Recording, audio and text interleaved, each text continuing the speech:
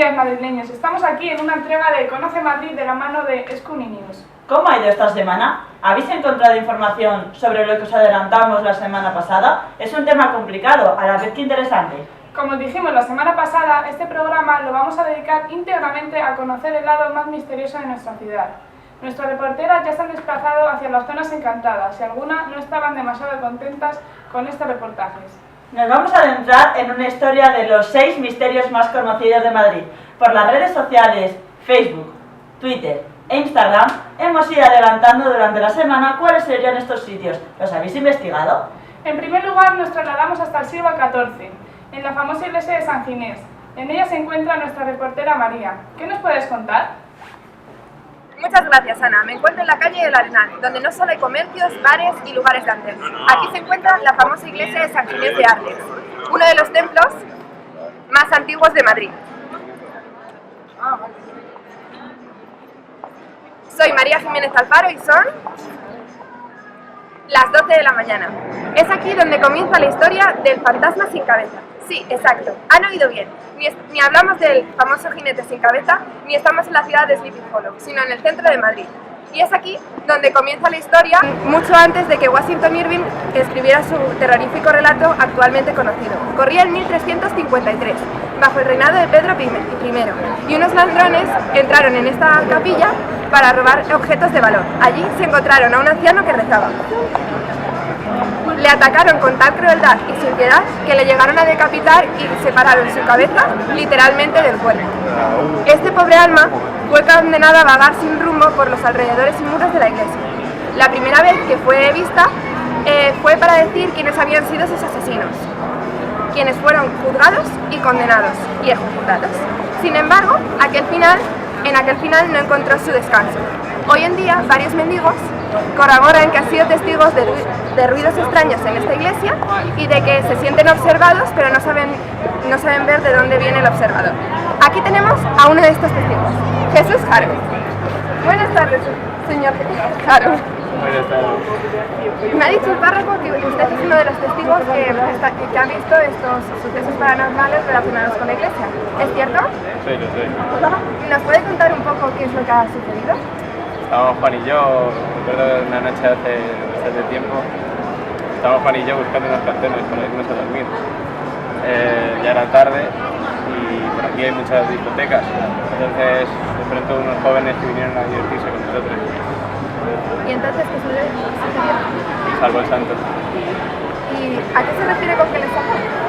Estábamos, los jóvenes vinieron a divertirse con nosotros y de pronto con un estruendo muy fuerte dentro de la iglesia. El día siguiente le preguntamos al párroco, digamos que había sido él, pero él nos dijo que durante la noche no había nadie. ¿Y por qué cree que es este fantasma sin cabeza, si realmente no le vio? ¿Quién me asesinó? Un santo que ayuda a los enfermos. Muchas gracias, señor Jaro. Bueno, como han oído, ya saben, en la iglesia de San Ginés hay un fantasma que ayuda a los que no pueden defenderse. Aparte de esto, han ocurrido otras leyendas y hechos extraños. ¿Ustedes se extrañarían entrar en una iglesia donde tienen un cocodrilo de más de 2 metros en el altar? Pues sí, hasta hace poco, debajo de los pies de la Virgen de los Remedios se encontraba el cuerpo de este animal. Pero esa es otra historia. Informando desde la calle Arenal, número 13, devuelvo la conexión. Muchas gracias. En segundo lugar, nos acercamos a las 7 chimeneas. ¿Y qué es eso? Os preguntaréis. El misterio de las 7 chimeneas cuenta la historia de Elena, una joven viuda amante de Felipe II que murió en extrañas circunstancias, y siglos después se encontró su cadáver en el sótano tras las reformas del edificio. Nuestra reportera Laura está allí. Hola chicas, aquí me encuentro, en la casa de las 7 chimeneas, en la Plaza del Rey número 1. Dicen que existen fantasmas, en concreto que existe el fantasma de Elena.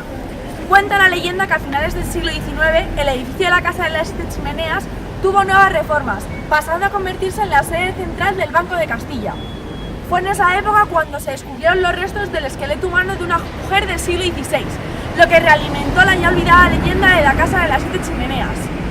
Dice la famosa leyenda que la casa se construyó para que en ella viviera una joven llamada Elena, que mantenía relaciones con el por entonces príncipe Felipe, que luego sería el rey Felipe II.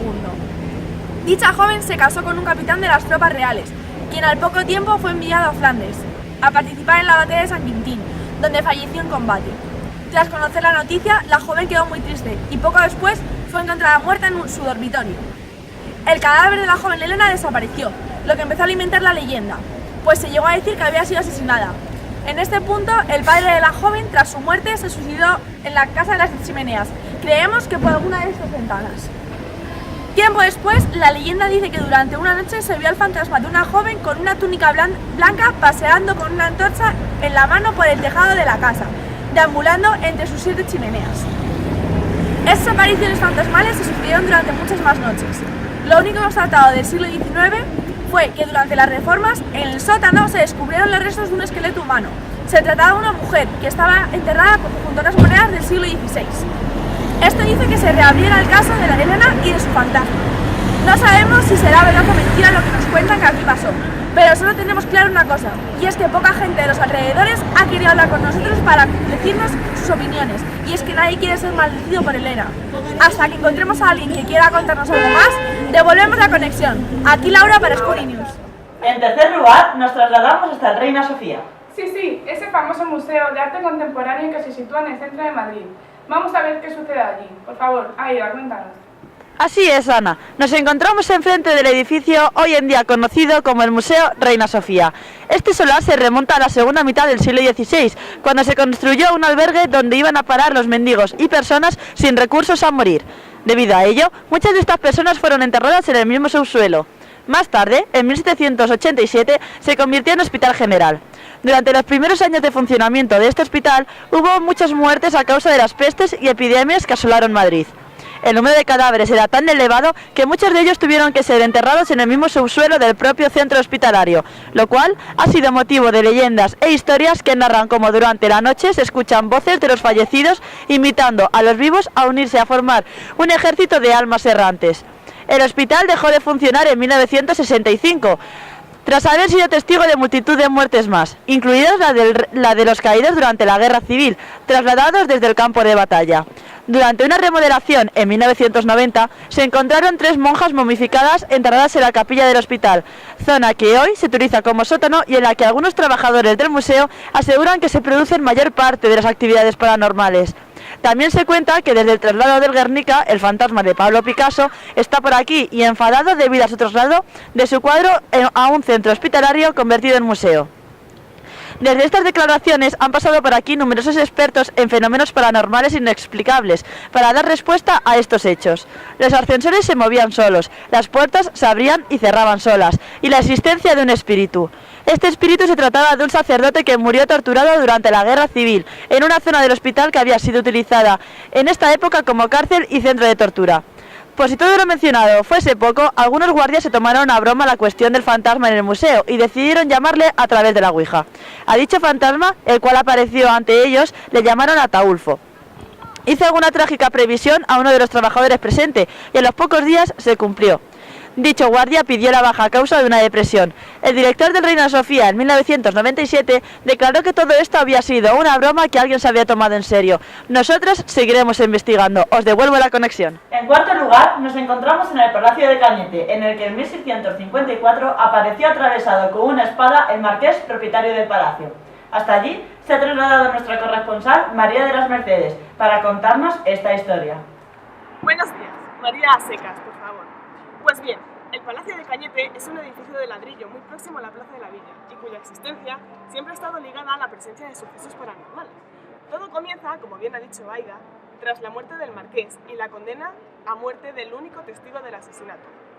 A partir de la muerte de ambos, empiezan a suceder los hechos paranormales en todo el palacio. Gritos angustiosos, velas que se encienden y se apagan solas, muebles arrastrándose por el suelo durante las noches. Además, surgen las primeras apariciones. Por un lado, el médico del suelto asesino que se aparece a sus familiares y les dice que solo ha estado un breve tiempo en el purgatorio. Y por otro lado, el marqués de Cañete, que vagaba por el palacio pidiendo que atraparan a su verdadero asesino. Años más tarde, uno de los antiguos criados del marqués confesó la teoría de su asesinato, ya que su amo trataba de seducir a su mujer. Sin embargo, a pesar de conocer al verdadero asesino, los espíritus siguen vagando por el palacio, haciendo de las suyas. Pero, ¿conocen los madrileños esta leyenda? ¿Conoce usted la leyenda del Palacio de Cañete? Pues no. Algo de que habían emparedado a alguien en algún sitio, a su marqués o a su hijo o algo de eso. ¿Crees que te fantasmas? No. ¿Y has sido testigo de alguna presencia paranormal? Pues no, tampoco paranormal. Soy compañero, tengo vigilantes un poco paranormal. Pero más que eso. ¿Cree usted en fantasmas? No, que son interesantes las historias. ¿Y ha sido testigo de algún suceso paranormal en el Palacio de Cañete? Pues la vez que lo visité parecía bastante tranquilo, un sitio normal. Así que no. Pues muchas gracias. ¿Conoce usted la leyenda del Palacio de Cañete? No. ¿Cree usted en fantasmas? ¿Y ha sido testigo de algún suceso paranormal? Sí. Por ejemplo. Pues mira, de moverse los lápices por la mesa y cosas así. Y pasamos al siglo XIX, más concretamente en el año 1872, donde nos encontramos con una turbia leyenda que persigue al Palacio de Linares, actualmente la Casa de América, en plena plaza de Cibeles. Y hasta ahí nos hemos desplazado con nuestra reportera Inés. Inés, ¿qué puedes contarnos? Hola, buenos días Ana y Aida. Pues nos encontramos, como bien habéis dicho, en la Casa de América en Cibeles, aquí en pleno centro de Madrid, donde mis compañeros y yo hemos realizado una exhaustiva investigación acerca del misterio que envuelve este edificio, antiguamente el Palacio de Linares. Antes de mostraros la entrevista realizada al testigo de estos sucesos paranormales, me gustaría poneros en antecedentes. En 1872, el primer marqués de Linares, José de Murga, adquiere el solar donde se construye el palacio. El marqués se casa con Raimunda Osorio y Ortega, en realidad su hermana, a pesar de los impedimentos que su padre puso. Pues bien, fallecida ya el padre del marqués, los cónyuges se enteran de su verdadera condición de hermanos a través de una carta dejada por este a su hijo. Es aquí cuando empieza la tragedia de los marqueses de Linares y su triste vida en el interior del palacio. Se cree que el Papa León XIII concedió al incestuoso matrimonio una bula que les permitió vivir bajo el mismo techo pero en castidad, aunque no se han comprado dicho documento. Lo cierto es que ambos declararon en su testamento no tener hijos ni posibilidad de tenerlos. Pero entonces, ¿quién se quedó con la herencia? Aquí es donde aparece la figura de Raimundita, que oficialmente era la hija del administrador principal del marqués, Federico Abecilla. Abecilla llamó Raimunda a su hija, de lo que no se sabe si fue legítima o bastarda. Lo sorprendente es que la niña fue declarada heredera universal del título y fortuna de los marqueses de Linares. También se dice que la pequeña fue emparedada o ahogada e incluso enterrada en el propio palacio y que su alma sigue vagando por los inmensos salones del Palacio de Linares. Hola, buenas tardes David, ¿qué tal está? Hola, buenas tardes, muy bien, encantado de estar aquí con vosotros. Bueno, antes de nada, muchas gracias por atendernos. Gracias a vosotros. Bien, David, ¿qué podrías contarnos sobre lo que tú y tus compañeros habéis vivido aquí? Porque por lo que nos dices has cambiado mucho de compañeros últimamente. Sí, así es, llevo trabajando aquí desde hace 25 años. Comencé unos meses antes de que se realizara la investigación, en 1990, y tuve la suerte y la desgracia de estar presente en ella. ¿Cómo que la suerte o la desgracia? Sí, porque experiencias como esas pueden ser muy desagradables o muy satisfactorias, depende de quién las viva. Comprendo. Bueno, pues bien, pues ese día comencé a trabajar aquí. Cuando comencé a trabajar aquí noté que el resto de compañeros estaban tensos y salían en las guardias más fuera y estaba muy poco tiempo en el interior, cerca del salón y la biblioteca. En poco tiempo me di cuenta de por qué era así. Una noche revisé unas guardias a las 12 o así y noté pasos muy acelerados, como de tacón, justo detrás de mí. Al principio pensé que era imaginación mía, pero después a poco tiempo sentí susurros en la nuca, cantos de una niña, un chico muy gélido, y decidí contarle lo que pasó a mi compañero. Y para mi sorpresa, no se inmutaron, se mantieron. El resto de las rondas fueron similares, pasos, susurros. ¿Y pero lo que vivió no pensó en dejar el trabajo? No podía hacerlo, necesitaba mi trabajo. Aunque bien es cierto que he tenido varios compañeros que lo han ido dejando, y sobre todo después de esa noche que vivimos, yo no podía hacerlo. ¿Y qué pasó aquella noche? Pues esa noche estuvimos acompañando a los investigadores, mi compañero y yo, el cual tras esa noche dejó el trabajo. Además estuvimos acompañados de un pastor alemán que estuvo toda la noche muy quieto y eso con lo también no ayudaba. ¿Pero qué sucesos vivisteis para que tu compañero dejase el trabajo y el perro estuviese tan inquieto? Más o menos lo que todas las noches, pero más intensificado y más regular. Aquella noche, el 5 de junio del 90, escuchamos canciones infantiles, gritos que decían mamá, mamá, llantos, desgarradores, pasos, sentidos presentes y corrientes muy extrañas que nos ponían la piel de gallina. Lo más terrorífico de todo es que esto quedó grabado en las grabadoras y en los aparatos que tenían los investigadores, por lo tanto sabemos que fue real. Pero nos has contado también que hay imágenes registradas. Eso sí, además de las grabaciones donde pueden verse figuras humanas, objetos extraños, pero se nota que son objetos que no son de este mundo. Además que yo pude verlo con mis propios ojos y era real. Se nota que fue una experiencia aterradora y que continúa siendo. Y tanto. Me alegro de poder habérselo contado de este modo y me quito un beso encima. Muchas gracias por atendernos. Muchas gracias a vosotros. Y por último, nuestra compañera Ana se sitúa en el Baúl del Monje, una tienda de antigüedades de Madrid conocida por la aparición de diversos fenómenos paranormales de gran intensidad durante la década de los 90. ¿Qué nos puedes contar sobre este misterio, Ana? Buenos días. Lo que ha sucedido en este antiguo establecimiento que podéis ver a mis espaldas es una de las grandes joyas de la investigación paranormal en España, ya que normalmente cuando los investigadores acuden a un lugar donde ha ocurrido algo extraño, siempre nos encontramos con el resto de un naufragio, ¿no? Pero en este caso no. Mientras sucedían los fenómenos extraños, el grupo de investigación EPTA estaba allí.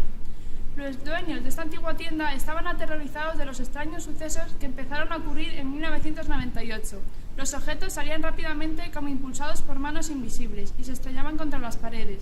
Los armarios temblaban, las bombillas se desenroscaban solas, las manillas de los relojes giraban a toda velocidad. Los objetos surgían de la nada, se producían estruendosos sonidos. Eran fenómenos que parecían estar relacionados con alguien, o relacionados quizás con una muerte accidental ocurrida tiempo atrás precisamente en este mismo lugar. Todo comenzó con una llave que saltó de repente de la cerradura. Alguien parecía estar realmente enfadado. Con el paso del tiempo sucedieron muchas más cosas extrañas. Una lámpara cuyos cristales empezaron a percutir una extraña sinfonía y empezaron a moverse sin haber ninguna corriente de aire o algo por el estilo. Una cabeza de una niña con la cara quemada y con cristales clavados en el cuero cabelludo aparecía en diferentes habitaciones. Y no solo eso, también tengo anotado aquí en mi libreta algo que llamaron el gran golpe. Véanlo, por favor. Podemos ver cómo Piedad Cabero, que va a estar con nosotros en unos instantes, colocó su trípode y su cámara enfocando este pasillo, porque el travesaño marrón oscuro que podéis observar era el cabecero de una cama que se había desplazado de inmediato. Hay en un momento, y véanlo ustedes mismos, en el que el perro de los dueños se aproximaba a esa habitación. Allí no había nadie, no había ningún tipo de abertura, el techo era como el de cualquier casa. Pero de repente, como si surgiese de la nada, cayendo en vertical, algo aparece, algo que golpea con tanta fuerza que genera un ruido espantoso. Sí, eso que podéis ver con vuestros propios ojos. Pero no solo pasaba esto, sucedían muchas y muchas cosas explicables, y para ello hemos podido contactar con Piedad Cabero, investigadora del grupo EPTA, que esta tarde nos viene a contar todo lo que allí sucedía. Buenos días, Piedad. ¿Cuándo empezaron a producirse los fenómenos cuando estabais allí dentro? Desde el primer día que fuimos empezaron a ocurrir cosas inexplicables. Sentisteis miedo, ¿no? Sí, por supuesto. ¿Eres consciente de lo que pasaba allí? Sí, porque realmente cuando vamos a investigar un caso, las cosas normalmente ya han pasado. Pero en este caso de aquí, la tienda Lago del Monje, estaban ocurriendo en ese mismo momento. Al principio nos hacía ilusión, pero luego pensamos que no podíamos llegar a filmar nunca un fenómeno en vivo hasta que llegamos a este lugar. ¿Y cómo habéis notado todos estos sucesos? Pues poco a poco se iban superando los sucesos. Primero se caían las chinchetas, luego te despertabas de la nada, te tocabas el pelo y te lo notabas lleno de ceniza. Luego los cristales de las lámparas salían disparados, los cristales se movían. Luego ya pasabas por al lado de las bombillas, pero nunca te llegaban a tocar. La verdad es que todo esto era apasionante para nosotros. Dios mío, pero antes de investigar todo esto hablasteis con los dueños, ¿no? Sí, por supuesto. Nos contaron que antes de que fuese una tienda vivía aquí un abogado que tuvo la mala suerte de morir porque el gas salió de la bombona y le asfixió. O sea que todo esto se pudo producir por hechos que antiguamente se dieron en este lugar, ¿no? Sí, exactamente. Y lo que estamos seguros es que probablemente fuese por eso. O sea que da la impresión de que todo esto se manifestó para dejar testimonio de algo, ¿no? Sí, más que eso yo lo considero como un premio a todas las horas que nos hemos tirado aquí. Pues sí, la verdad es que sí. Y al final, ¿los dueños qué hicieron con la tienda? Tuvieron que cerrar el local, porque estos fenómenos no paraban y la verdad es que el tema ya no se podía soportar. Bueno, pues ya lo habéis oído. En pleno centro de Madrid, este lugar, como bien ha dicho Piedad, tuvo que ser cerrado por todos los fenómenos paranormales que sucedían dentro de él. Muchas gracias, Piedad, por toda la información. A vosotros. Hasta la próxima semana. Os devuelvo la conexión. Ana y Aida. Y hasta aquí el programa de hoy. Os hemos ido leyéndolo por las redes sociales y están que arden.